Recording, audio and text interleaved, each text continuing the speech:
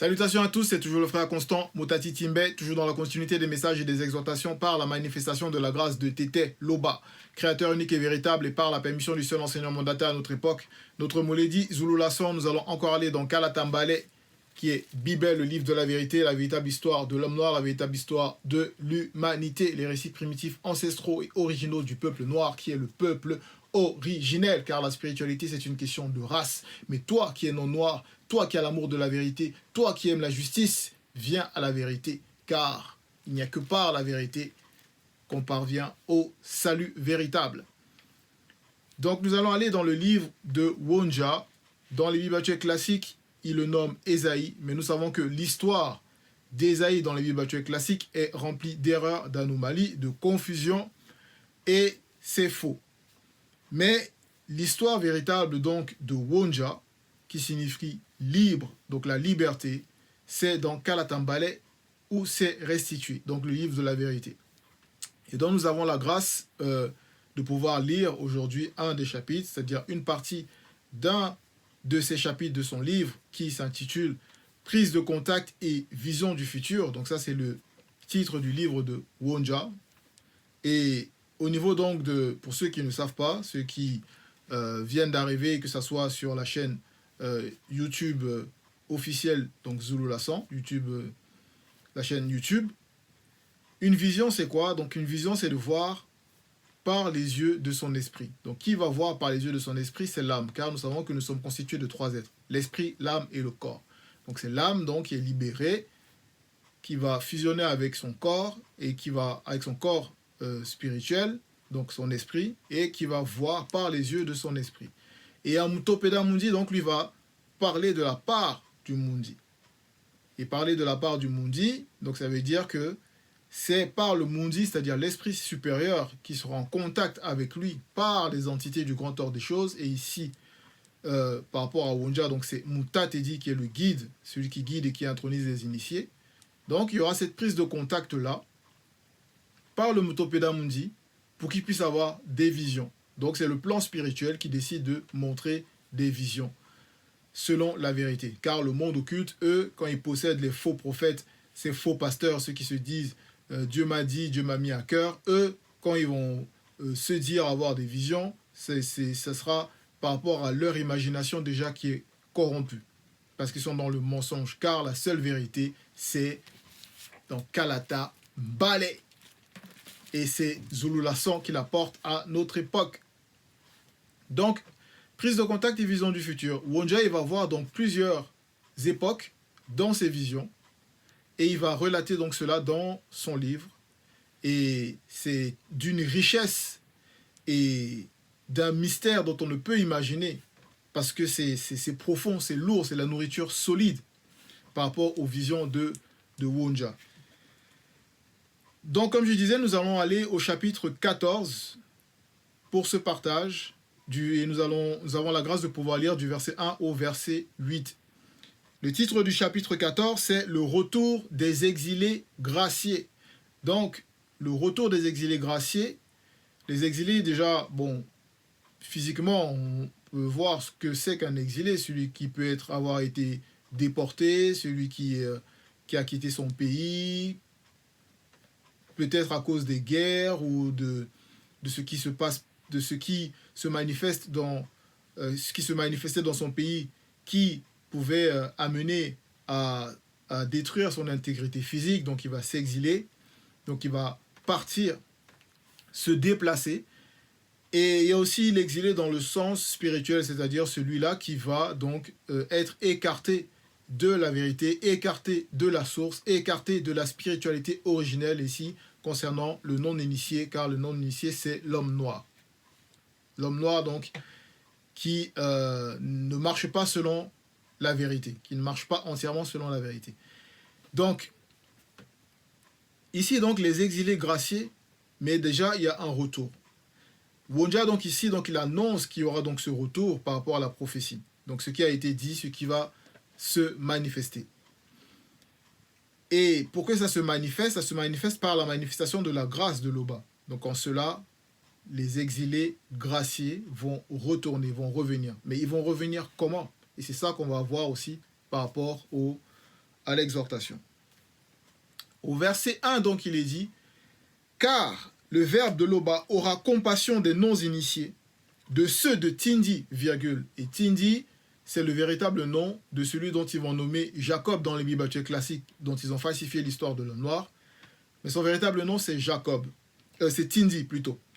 Et il choisira et pardonnera aux non-initiés de Tombouane Bila. Donc, Tombouane Bila, c'est toujours, bon, Tindi, mais c'est un nom qui va porter par la suite, donc qui va se révéler par la suite parce il aura remporté la victoire. C'est ce que signifie Tombouane Bila. Donc, remporter la guerre, remporter la bataille spirituelle, remporter le combat. Donc, ici, donc, il y aura la compassion déjà manifestée à ceux de Tindi, par rapport à son premier nom. Et il y aura donc, par la suite, donc, un choix qui sera porté, la manifestation du pardon qui sera manifestée aux non-initiés de Tombouane Bila. Donc, qui va symboliser ici ceux connus. Donc, ceux qui auront remporté la victoire. Virgule, et il qui, le verbe de Loba, les rétablira. Donc, il va les rétablir comment? Ça veut dire quoi? Ça veut dire que, donc, ils vont revenir à la source. Ils vont être réconciliés, greffés c'est-à-dire ils vont être, greffés à la source, comme des branches qui sont peut-être tombées, qui ont été brisées, dont on va prendre et dont on va consolider de nouveau pour qu'ils puissent se nourrir directement à la source. En cela, donc, on poursuit dans le même verset. Point. Donc là, ici, déjà, il y a la première phase par rapport aux non-initiés qui ont été dispersés, que ce soit dans les territoires des Blancs et des Sans-Mêlés. Et là-bas, il va se passer des choses. Ils vont être sous une domination, sous un joug étranger. Voilà.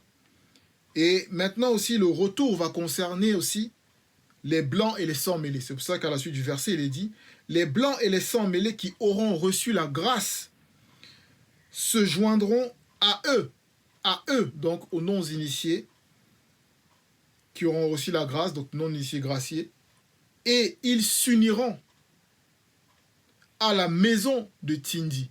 À la maison de Tindi. Ça symbolise quoi donc cette maison? Ça va se représenter comment? Comment est-ce que cela va se manifester? On peut voir qu'au niveau même déjà du verset 10 du chapitre 11, toujours dans Wonja, il est dit « En ce jour, virgule, 2 rejetons Sawa, Sawa avec S majuscule, dans le sens spirituel et prophétique seront là comme un signal. » Donc ils vont représenter ce signal pour les peuples non initiés, graciés. Mais l'un des deux, donc des deux, c'est qui ces deux-là? Ces 2 rejetons, c'est l'aîné et le deuxième. Donc c'est Jokisabe, donc qui est le Christ, le véritable Christ qui était noir. Et le deuxième à notre époque, notre Mouledi Zululassan.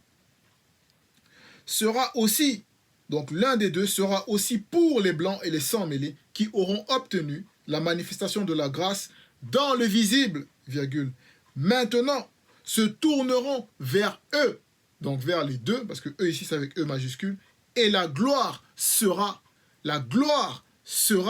leur demeure. Donc on voit ici la maison de Tindi. Derrière, spirituellement, c'est la demeure, ça va représenter la gloire. Donc c'est ça. Donc on poursuit au verset 2 où il est dit, mais avant de poursuivre au verset 2, on va rentrer un peu plus dans la précision par rapport au verset 12 du chapitre 11, où il est dit, il lèvera un signal visible, donc ce signal-là qui sont les 2 rejetons, Sawa, un signal visible dans tout le territoire de Wassé, donc tout le territoire de Wassé et les fragments de Wassé, il rassemblera les non-initiés et les ramènera à la spiritualité oubliée. Donc ce rassemblement-là, ce retour-là, c'est revenir à la spiritualité oubliée. Et la spiritualité oubliée, ce retour, c'est par Kalatambale, par les enseignements qu'on reçoit de notre Mouledi Zululassan. Car c'est le livre de la vérité. Et Donc la spiritualité oubliée, virgule, et il recueillera les dispersés connus des quatre extrémités de la terre. Donc ça, c'était la précision pour bien voir par rapport au verset 1 du chapitre 14, concernant ici donc les non-initiés et les blancs et les sans-mêlés qui vont revenir. Comme on peut voir, nous sommes réunis dans Ebassi et nous sommes dans les quatre coins de l'extrémité de Ouassé, de partout dans le monde, dans le visible, et on se réunit, mais spirituellement. Car c'est la spiritualité qui nous relie tous. Et cette spiritualité a été oubliée. Mais elle est restaurée. Verset 2, les peuples initiés les prendront et les amèneront dans les temples sacrés après purification. Donc les peuples initiés ici vont manifester donc cet accueil, vont les prendre comme un grand frère qui prend son petit frère pour le faire grandir spirituellement, pour l'amener dans les temples sacrés. On sait que le corps est sacré, et que le corps va symboliser aussi un temple, c'est un temple. Et on sait que Djok Isabé, c'est-à-dire l'aîné des deux, et le deuxième représente la tête, représente spirituellement la tête du corps d'Ebassi. Ebassi qui est l'église, la véritable église.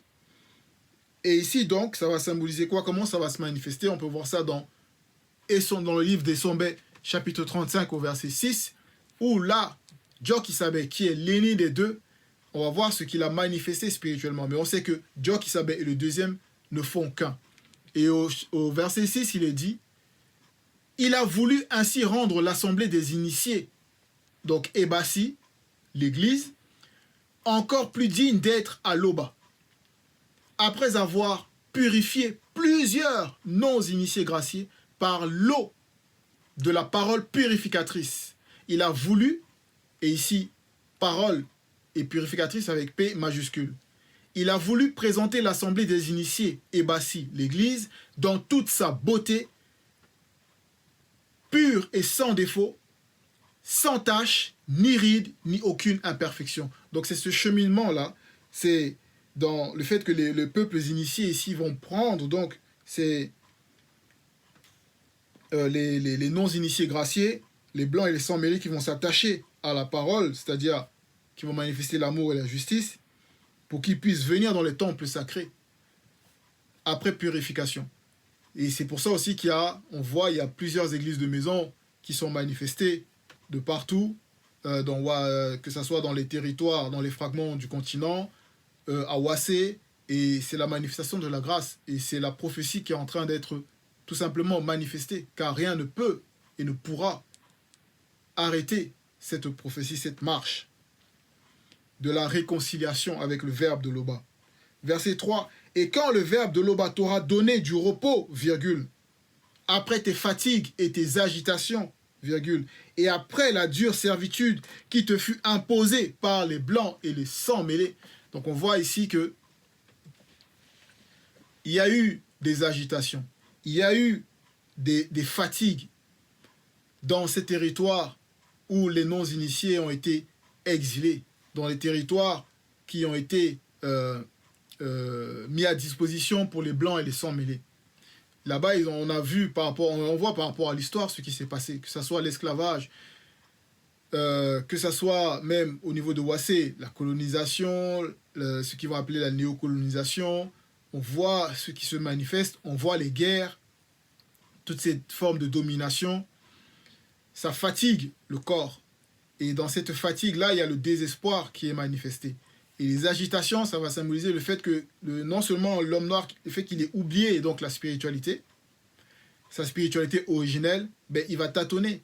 Donc il va être dans l'agitation, il va être dans le trouble. Quand il va dormir, il sera dans la crainte. Ça sera comme un cauchemar éveillé qu'il va vivre dans ces territoires-là. Donc, et cette servitude, donc, derrière, on sait que c'est les démons qui agissent. Il y a les démons donc, qui vont être manifestés parce qu'il y a le monde occulte qui va essayer de manifester, donc, c'est-à-dire de faire en sorte que le peuple noir soit sous cette domination occulte, cette servitude occulte, parce que c'est spirituellement, premièrement, que qu'il y a la servitude qui est manifestée, avant que ça se représente, que ça se manifeste physiquement. Donc, en cela, on voit donc ici, cette domination, ça peut aussi être représenté par toutes ces théories mensongères qui ont été manifestées pour égarer le peuple noir. Que ça soit, déjà, premièrement, les abominations, et l'abomination qu'est la religion, toutes les théories sur les scientifiques, les théories scientifiques sur l'évolution, sur la création du monde, sur l'identité même de l'homme noir, que ce soit la technologie. C'est comme si on a retiré à l'homme noir sa capacité de réflexion, son intellection, son intellect. Tout ça à cause du fait qu'il a abandonné sa spiritualité, qu'il est oublié. Donc, il y aura plein de théories. Et dans cette servitude-là, ils vont faire peur. Il y aura des campagnes de vaccination pour essayer de réduire la population. Ils vont manifester des crises sanitaires. Ils vont essayer de faire peur à l'homme noir. Oui, que l'homme noir, il va mourir en masse, en grand nombre. Mais bon, ça, il fut un temps, ça s'est manifesté parce qu'il y avait la protection qui était non seulement retirée par rapport à un châtiment qui a été manifesté. Mais il y a un temps pour chaque chose. Et là, ce temps-là est révolu, est terminé. Donc, on voit ici, par rapport à cette domination, la servitude imposée par les Blancs et les sans-mêlés, ça a affecté le peuple noir. Mais nous vivons l'époque du réveil. Et en cela, dans ce réveil, l'homme noir, donc, le fait de venir à la spiritualité, de se laisser éclairer par le verbe de l'Oba, par les enseignements du Mouledi, ça va nous permettre de voir clairement les enjeux, de voir que derrière chaque chose, il y a un esprit, il y a des manifestations occultes pour nous empêcher de nous émanciper, de nous développer.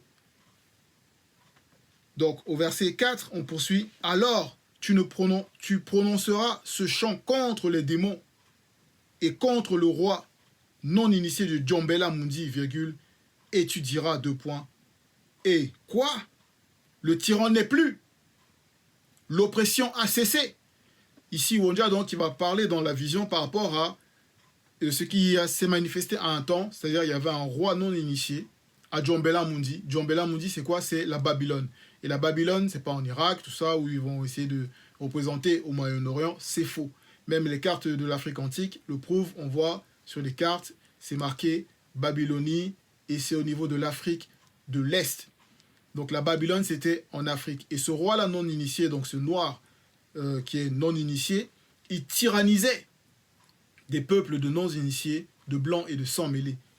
Donc il les tenait sous un joug terrifiant. Et derrière, donc, il y avait les démons qui agissaient. On va voir quel type de démons c'était. En cela, donc, le fait de sortir donc, de cette domination occulte, même à nous, à notre époque, ou à travers des civilisations, ça va représenter le fait donc de prononcer un chant contre les démons et contre le roi non initié de Djombela Mundi, donc derrière qui va symboliser tout cela, ces soi-disant présidents qui s'élèvent en tant que tyrans, qui tyrannisent, martyrisent, dominent, répriment la population et font en sorte de laisser les richesses aux blancs et aux sans-mêlés pour qu'ils puissent venir s'accaparer et leur donner leur petit pourcentage à eux, leur promettre la protection en cas de rébellion de la population. Tout ça, ça va disparaître. C'est en cela qu'il est dit ici au verset 4. Donc, et quoi ? Le tyran n'est plus. L'oppression a cessé. Car ce non-initié même, ce roi non-initié de Djombela Mundi, donc Babylone, à son temps, donc tout ce qu'il a manifesté comme oppression, tout ça là, ça a été réduit au silence. Et on va voir comment ça s'est passé. Verset 5, il est dit, donc au verset 5, il est dit, Mundi Mabeko qui s'est dit a brisé spirituellement le bâton des méchants, virgule, la verge des dominateurs. Donc on voit tout le système qu'il avait établi, qu'il avait mis à son temps pour dominer. Mundi Mabeko qui s'est dit a brisé cela. Donc il a frappé les démons qui agissaient derrière, c'est-à-dire qui manipulaient derrière, qui influençaient, qui donnaient l'énergie à ce roi-là pour pouvoir dominer les non-initiés, donc ceux qui ne marchent pas selon la vérité, les blancs et les sans-mêlés. Donc, on poursuit au verset 6 où il est dit « Celui qui, dans sa fureur, donc ce roi-là, comment est-ce qu'il agissait dans la fureur, et on voit comment les tyrans, ceux qui veulent dominer le peuple noir, ceux qui veulent faire en sorte qu'il y ait des guerres, ils agissent dans la fureur. Celui qui, dans la fureur, frappait spirituellement avec ses guerriers, les peuples, virgule, par des coups sans relâche, celui qui, dans sa colère, donc il y a la colère aussi derrière, subjuguait les blancs et les sans-mêlés, est poursuivi sans ménagement. Donc, ça s'est retourné contre lui.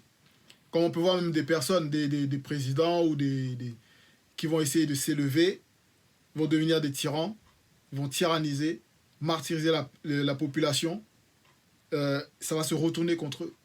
Donc là, c'est eux qui vont être poursuivis, qui vont être oppressés par rapport à ce qu'ils ont fait. Et ici, donc, on voit que par rapport à ce qui s'est passé, bon, on peut voir même au verset, au verset 8 à 9 du chapitre 14, non, du chapitre 13, car le chapitre précédent, le chapitre 14, c'est le chapitre sur le jugement divin, et c'est le jugement par rapport à Djombela Mundi, Babylone. Et ici, il est dit donc, ils sont frappés d'épouvante. Donc derrière, là, les démons qui agissaient, qui donnaient cette force aux guerriers du roi non initié de Djombela Mundi, là, ils ont été frappés. C'est en cela qu'il est dit, ils sont frappés d'épouvante. Les spasmes et les douleurs les saisissent. Ils se tordent comme une femme en travail et ils se regardent les uns les autres. Avec stupeur, ils sont étonnés. Leurs visages sont enflammés. Verset 9, voici le jour du Mundima Beko qui s'est dit arrive, jour cruel, jour de colère et d'ardente fureur qui réduira la force des démons en solitude et exterminera les pécheurs. Donc on voit que derrière ces démons-là, ces démons, ce sont les démons tyrans. Ces démons donc tyrans qui vont faire en sorte que des rois, des présidents deviennent donc des tyrans. Ils vont être frappés spirituellement, car c'est spirituellement d'abord que ça commence. Ils sont frappés spirituellement et leur influence donc se dissipe. Et en cela, le roi non initié, le président, tout ça, ils sont livrés. Ils sont livrés. Et c'est Mundima Beko qui s'est dit donc, qui agit. Et en cela donc, comme j'ai dit, ces démons-là, tyrans qui agissaient, ils ne vont plus agir. Pourquoi? Parce que non seulement Mundima Beko qui s'est dit, comme j'ai dit, a agi, mais quand Mundima Beko qui s'est dit, il agit, il passe en revue ses troupes. Et là, il y a une sainte milice des entités destructrices qui se manifestent et qui vont frapper sous l'ordre de Mundima Beko qui s'est dit. Donc, le spirituel, il agit. Donc, on peut voir les agitations qu'il y a dans le visible, mais il faut savoir que spirituellement, derrière, il y a déjà l'action du verbe par les entités qui est déjà déployée. Au verset 7, il est dit « Tous ceux connus de la terre jouissent du repos et de la paix. On éclate en chant d'allégresse. » Parce que le verbe de Loba, quand on marche selon la vérité, on entre dans le repos. Et le repos, ce n'est pas dormir, non, c'est spirituellement qu'il faut le voir. Dans le repos, dans la paix, ça veut dire que nos cœurs ne sont plus troublés. Spirituellement, nous ne sommes plus atteints. Donc on ne tâtonne pas, on ne tâtonne plus. On est dans le repos. Et en cela, on rentre dans la réjouissance. C'est même pour cela qu'il est dit dans Bébicédie 18, chapitre 18, donc dans Apocalypse, donc Bébicédie c'est le véritable nom, et c'est Révélation.